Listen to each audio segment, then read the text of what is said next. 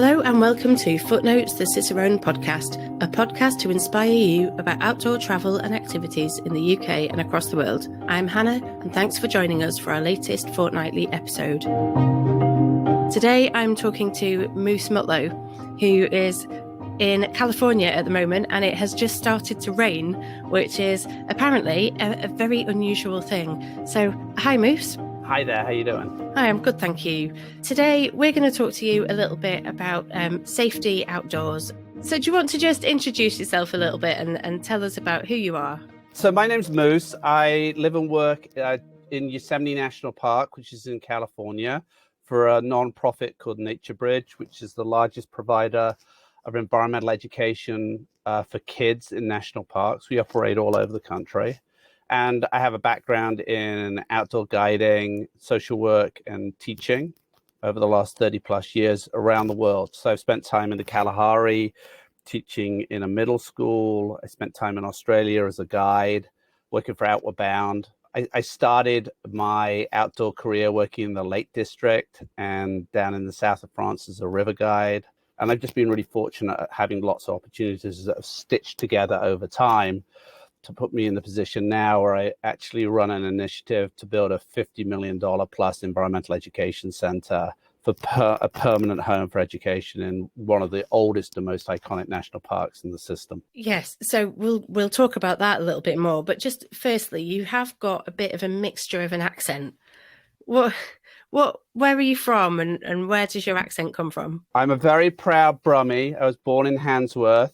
I started traveling very early. I was very fortunate to maybe not qualify with my A-levels like I should have done to get to college. And so I spent a year traveling and working in different jobs. And I've just basically never stopped moving. And my accent is a blend, I think, of being in Southern Africa, Australia, and the US. People call it mid-Atlantic. So British people don't believe I'm British, and Americans say I have a great English accent, but it gets very confusing.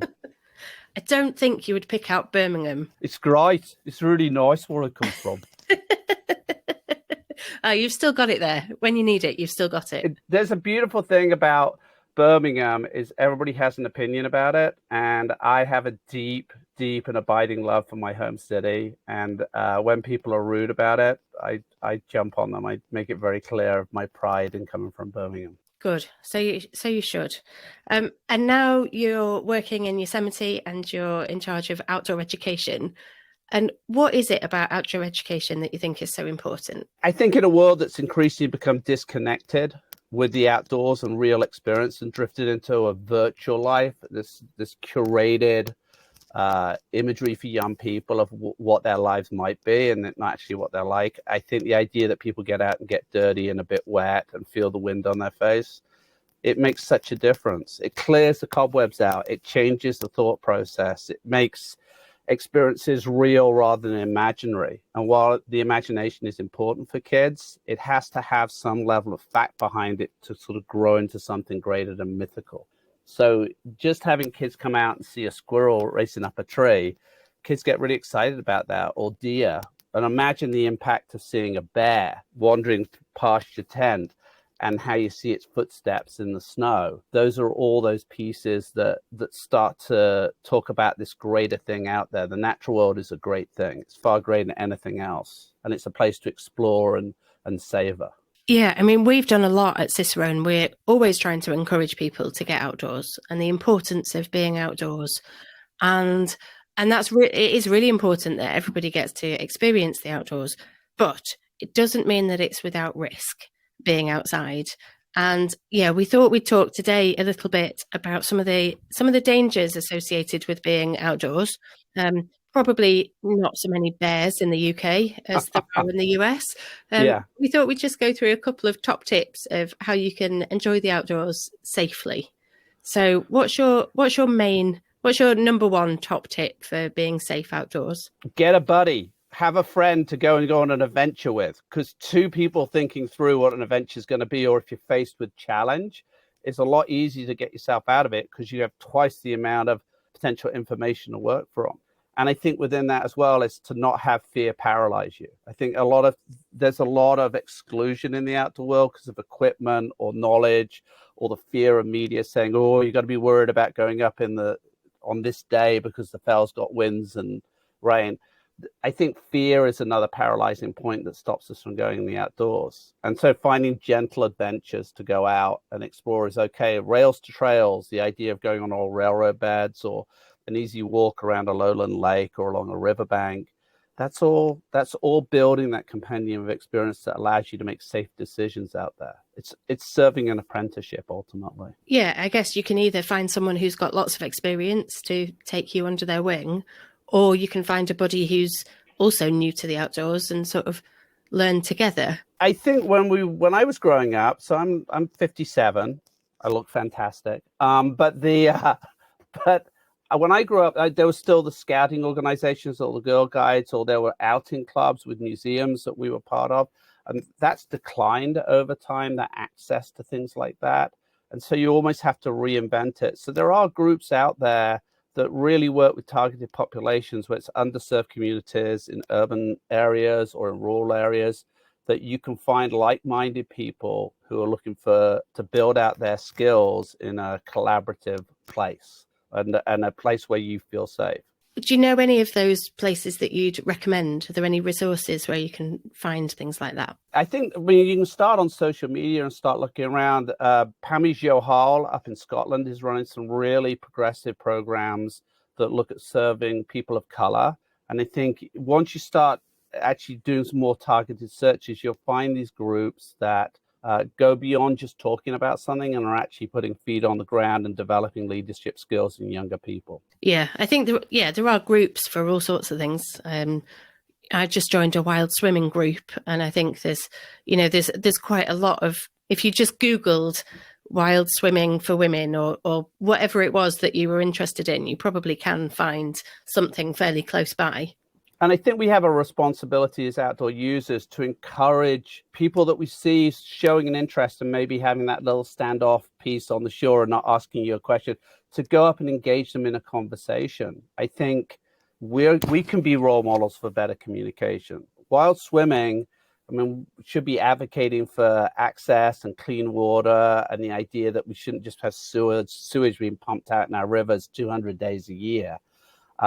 We have a responsibility to build that constituency. So finding places to talk as well and draw people in is critical in building, I think, a stakeholder group that's ultimately going to change policy and give more opportunity. Yeah, I have to do a little plug as well for our Facebook group. If you want to join our Facebook group, Cicerone Connect, that is exactly the idea, is to put you in touch with people who are also into the same activities, and you can chat to people in there, you can ask questions in there, and I'm sure the people in that group would have some really good ideas of groups that you could join and places where you could find days out and that sort of stuff. So yeah, if you head over to Facebook and search for Cicerone Connect, hopefully that will be helpful. Okay, so top tip number 1 is find a buddy. What's your number 2 top tip? Talk to somebody and don't start buying gear left, right, and center. Start borrowing gear. The idea that you could buy a 300 or 400 pound piece of equipment and then go out for 3 days and discover you don't actually like walking on the fells is a terrible investment. So outdoors people have huge amounts of spare gear sitting in their garage or under their bed because they're always buying new stuff. So share gear. Don't be scared about the cost, and find ways to reuse stuff that's out there. And when we talk about reuse, I think there's also rediscovery of skills. Like, one of the best things that you can learn is to use a map and compass, because technology is going to let you down when the battery runs flat. There are amazing mapping programs you can have on your phone, but you have 8 to 10 hours of power in the phone. And then what happens when that storm lasts 12 hours? So make sure you have fundamental skills, and fundamental skills are knowing how to collect water and treat water if you're out in a remote setting. Know how to deal with a little thing like a blister that can be really incapacitating. If you've got that new pair of boots, know how to put a little bit of moleskin on there and look after it. And ideally get more than just a basic piece of first aid. There are some great wilderness first responder type courses that are increasingly available around the world. that give you more than compressions and CPR. They give you ideas about risk management in the field and how to stabilize and assist other people out there so that you can back up mountain rescue or back up somebody on the ground. I feel like we went slightly into tip number 3. So we had tip number 2 is borrow gear, which I think is a really valuable thing. I think lots of people are feeling the pinch at the moment and not immediately feeling like you have to buy loads and loads of gear to go out and get outdoors. I think that's really, really important. So yeah, borrow gear. And then number 3, sort of skill yourself up. Yeah. And you don't need to be intimidated by it. It's people have been doing it for centuries. It's a really basic thing. And if you find you're getting intimidated or scared, find another teacher. Go online and find another place where you can download that map exercise. It's a really wonderful thing in Britain in particular with all those ordnance survey maps to have such fine detail. And if you understand those maps, you get a lot of opportunity to do legal trespass. You can go on those old trails. You can discover those bridleways. Throughout Europe, it's also a piece where you can actually go on those old pilgrimage routes. And you understand it on so much more detail.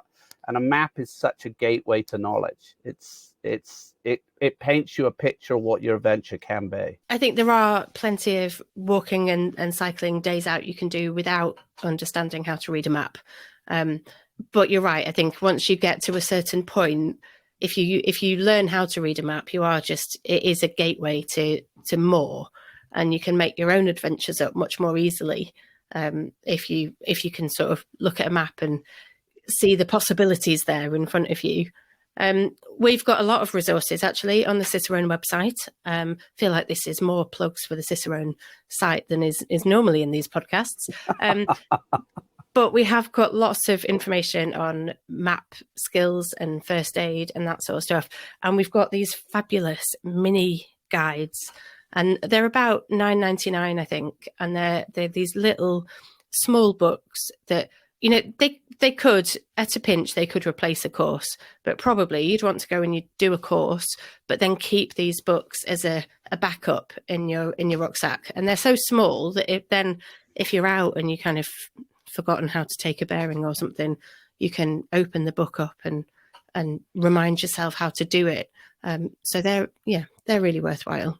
And that's that idea of tip number 4 is you don't have to reinvent your adventure. There's great resources out there that rate hikes or show you the complexity of what you're taking on.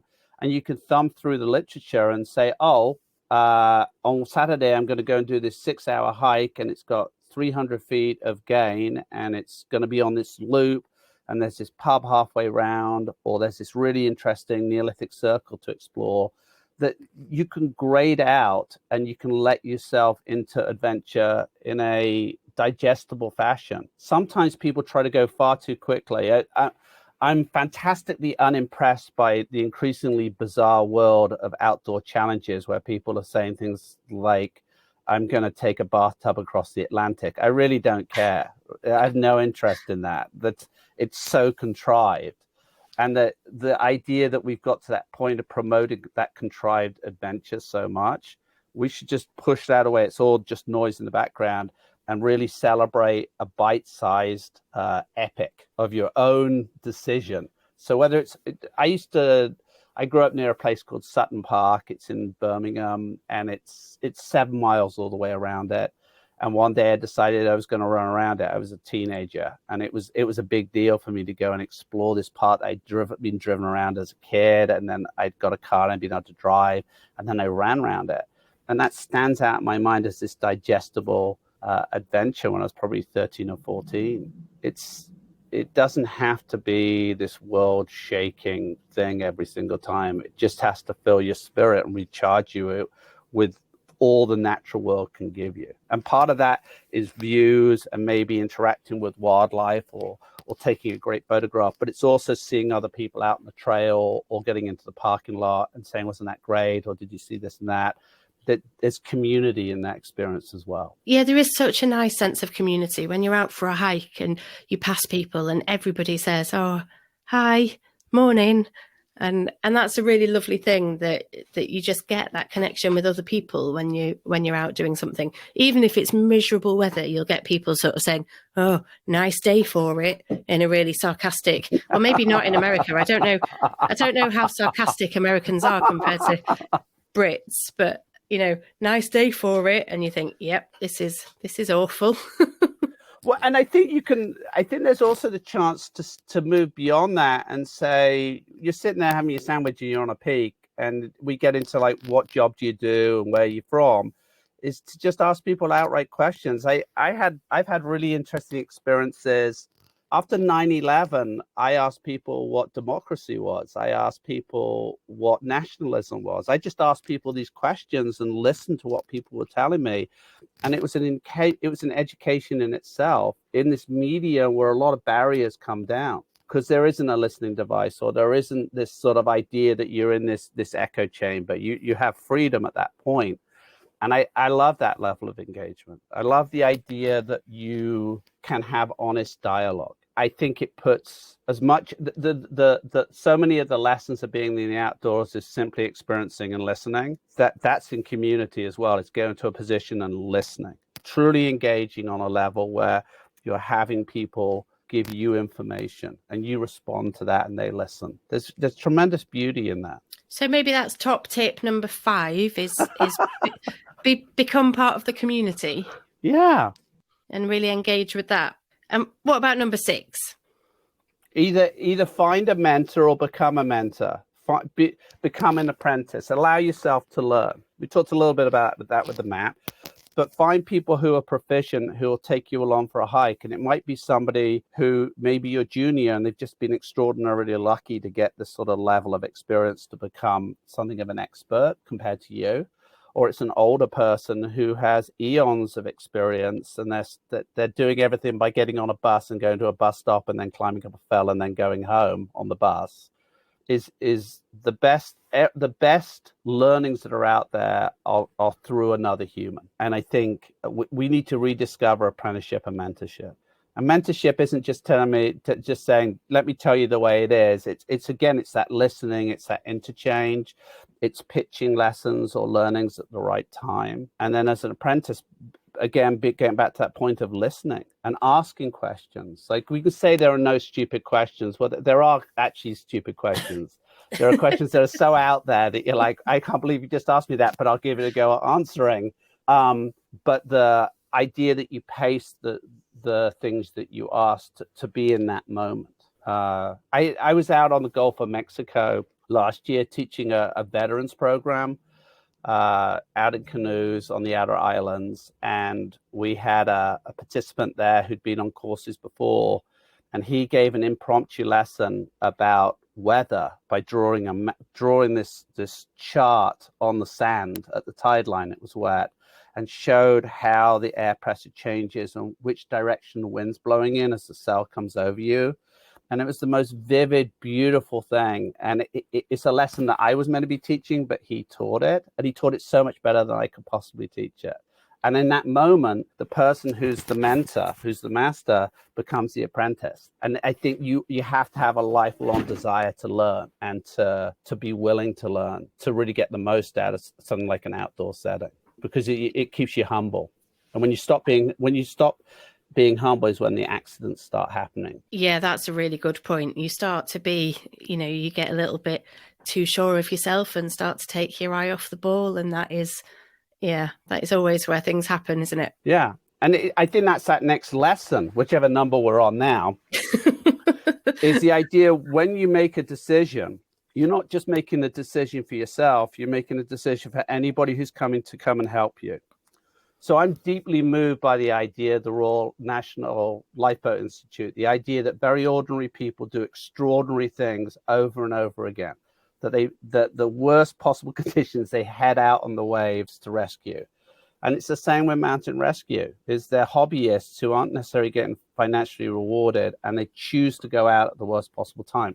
If your decision, a conscious decision, is to put yourself in danger, then you're also putting that entire team in danger. And I encourage people to be aware of that. We work a lot with helicopters in the United States, like in Britain. tremendous amounts of helicopter operation. And I talked to a helicopter pilot once what it was like to be flying in those dangerous conditions. And he said helicopters are designed to self-destruct and the pilots are trained to stop them from doing so. And I think anything the way you cram 3 or 4 people in a thing that you know is incredibly dangerous and defies physics in so many ways, you're putting 4 or 5 people in danger at that moment because of what you've done. Some of it might have been because you just don't know any better because you haven't served apprenticeship, or it might be because you were foolish and you tried something that was way over your skis, or you did it under the influence. You got high, you got drunk. That's inexcusable at that position. The other 2, there's a little bit more to talk about, but yeah, think about the consequences of your adventure. Yeah, I don't think there's many people who deliberately put themselves at risk. But, to make sure that you're not adding to that number, what should you think about before you leave the house? Oh, for me, it's plan for the worst and expect the best. So if you're thinking, oh, I'm going on a 6-hour hike, plan for a 10-hour hike. Take another liter of water, take another energy bar. Don't have your phone on, turn it off. Buy a little camera. Take pictures with your camera, not with the phone. Save that battery for when you might need it. And the idea that you take layers. I remember growing up as a kid in Britain in the Lake District, and I think it was up Seathwaite Fell, which used to be, probably before climate change, the wettest place in England. And you take your cagoule because that was just a big bin bag that would just shed water off, and you would keep nice and toasty in your sweaty wool thing underneath. And it was fantastic. It was the way to go. But we were always over prepared for the elements. But when it really sucked in, I was always really grateful for it. So the ultralight movement, which moves to lighter packs or things doubling up with overnight gear, that's great. But don't choose not to take the things you need to be safe out there. Yeah, it's interesting hearing you thinking about your planning and taking an extra litre of water and, take something to fend off bears. I think if you planned for a hike in the US, but you were going to the Lake District, maybe you'd cover off a lot of those dangers that you didn't need to necessarily worry about.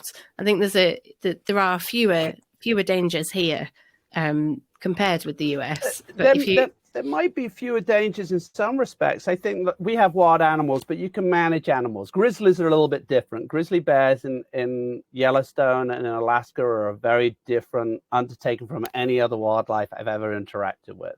But the speed at which weather changes in the north of Scotland is unbelievable. The way that those systems roll off the North Atlantic and you get 4 seasons in one day, and you can have it at 2,500 feet. Here we have a lot more predictable weather patterns. Here we have a continent where you're seeing the atmospheric river develop over the Pacific, and you're days out because of surf buoys. I've been in the north of Scotland and woken up on a beautiful sunny day on a sandy beach south of Cape Wrath and thought this is going to be the greatest day ever. And then it just turns into the worst day in a moment. And so I think the complacency of not being prepared to what the British Isles can bring is a really important thing to bear in mind. Yeah, that's a good point. So maybe it's more like be prepared for where you are, and learn what the risks are for where you're going to be. Because I think a lot of people get caught out this time of year in the UK. It gets dark at sort of 3:30, 4 o'clock. And I think that catches an awful lot of people out. And it's not hazardous all the time, but it's just something you need to be particularly aware of at certain times of the year. And if you get really focused on a goal, if it's an out and back hike where you're going to do a peak and you choose to push onto the peak and finish in 2 hours of darkness, you maybe should have turned around earlier. We can become fixed on the outcome of the summit being the prize. And actually, the prize is getting back to your car at a decent time and not having a total epic and having to be rescued. That's the prize. Because you can always come back. The peak's not going anywhere. That's the beauty of geology. It's going to be there longer than you are. That peak is absolutely... Cadair Idris is going to be there for a few more million years. And you've got time. You can come back and do it. And I think that fixation on, I've ticked another peak can be incredibly destructive to the experience, but it can also compromise safety really quickly. Yeah. So you need to be prepared, and you need to be prepared to change your plans as well. Yeah, and adapt. If the natural world doesn't teach us anything, it should teach us one thing. It's adapt. It's the idea that once you get stuck in that rut and you're going in this direction, and you don't take more information in, or sort of walk yourself back out of how you dropped into that entrapment, things cascade into problems very quickly. Okay, I don't know how many tips we're on, but I've lost track. The final tip I would throw out there is this should be fun. That if you find yourself just struggling to generate enthusiasm and just feeling like it's a chore, you pick other routes. Pick routes that have more places to sit down. Pick routes that have less altitude gain and they're flatter. Pick routes that only take 3 hours as opposed to 8. So to scale your adventure to not be a sufferfest is really important. I worked in personal development for many, many years with a group called Outward Bound internationally. And part of that experience is suffering. Part of it is to move through this challenge and show what you can do. But that's a curated experience. It's something that people are buying into, that they know they're going to be guided through that. But our personal adventures don't need to be that traumatic. I don't backpack anymore because I spent 11 or 12 years leading young people on expeditions with 70-pound packs, which is just insane. But what I do love to do is bicycle trips and river trips. And I love river trips because I get fresh tomatoes on day 7 that aren't crushed because they've been on ice in the boat. And I'm sitting in a deck chair on a beach and I have all this comfort. I've scaled my adventure to still feed that fire of discovery, but it's also recognizes where I am in my life, and I like it a bit more comfortable, and that's okay. Yeah, my dad's just got into walking, and he likes to have a pub at the end. When you said before pub halfway round, I thought, nah, there'd be no way I'd be able to get him out of a pub if it was halfway around the walk. That would be a really bad plan for me and him. But if your walk was 2 miles and halfway was deemed to actually be at the parking lot and you're just going to go out and check out the bookshop down the way, I think it's all about scaling it for success. Yeah, and making sure that you enjoy yourself is really important. Otherwise, you're not going to want to do it again. Yeah, well, I came to one of the first years I came to California, I was at a college doing pickup soccer games. You would just turn up and play soccer. And it rained on one day, and I turned up, and the only other people that were there were all international people. There were Scots, there were Irish, there was a Zambian, there was somebody from Southern Africa, there was some Australians. It was completely international. There wasn't a single Californian there. And I asked why they hadn't turned up, and they said, because it's raining. And I said, but we're here. And they said, yeah, but tomorrow it's not going to rain. It's going to be beautiful. Why turn up on a rainy day and play and not really enjoy it that much? And I think that's a really good outlook. We get 240 plus days of sunshine. There's always going to be a sunny day to enjoy something. You can stop talking about that now, thanks. We can't afford to have that attitude of let's wait for it to not rain. No, but I think there's a case for saying I'm not going to go up a peak today. I'm going to go and do a coastal hike because I'm going to see those waves crashing on the shore and really, really taste the salt in the air and get that energizing piece. Is scaling to what is presented. And in Scotland, it's when there's a sunny day, you get outside and you enjoy it. You don't say, oh, it's a rarity. So you grab that opportunity. I think that's the other piece there is when everything lines up, don't sit on the couch, go out and grab it. What a perfect way to end this episode. That's just what a nice message to leave it on. Thank you for talking to us. It's been an absolute pleasure. I've really enjoyed it. And I will try to make a note of what those top tips were in some sort of order and share those on our social media as well. But yeah, thanks so much for joining us, Moose. Thanks, Hen. I really enjoyed it. And thanks to you guys for listening to this latest episode of Footnotes, the Cicerone podcast. Let us know what you think by leaving reviews on your podcast platform, or you can email us live at cicerone.co.uk. We'd love to hear from you. To keep up to date with the podcast, please follow or subscribe on your favourite podcast app or provider. You can also listen on the Cicerone website, where you can browse our full range of guidebooks, read plenty of articles, and sign up to our newsletter. Have a look at www.cicerone.co.uk.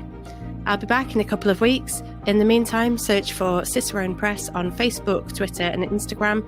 And you can also join our Facebook community group, Cicerone Connect, to connect with other outdoor enthusiasts. Thanks so much for joining us. I'll see you soon.